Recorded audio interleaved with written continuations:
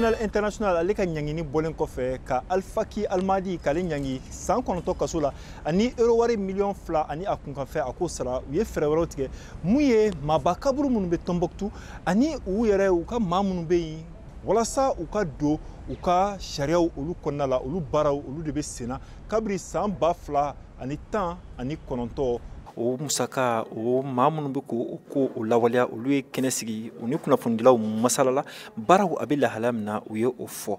Aude Le Goff ale ni baara in ɲamaba ye an k'a lamɛn. Juin kalo tile 11 san 2024 an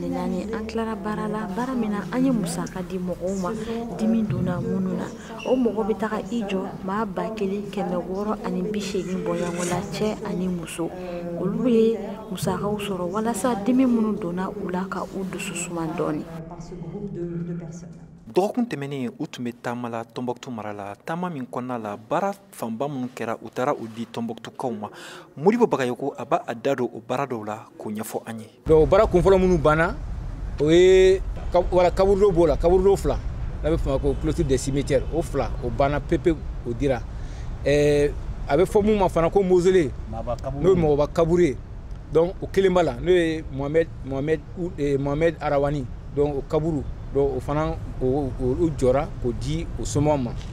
Ni maaba kaburu in ale jɔlen kɔfɛ baara caman wɛrɛw kɛra dɔgɔkun tɛmɛnen kɔnɔna la mun na Aude Le Goff ani a nɔfɛmɔgɔw u ye o baaraw o di Tombouctou mara mɔgɔw ma a bɛ a da don olu dɔw la k'o fɔ an ye. An ka Tombouctou tagama ale kɛra tagama nafamaba ye ka d'a kan an tagalen an ye monument di u ma walasa ko minnu kɛra u kana se ka ɲinɛ u kɔ.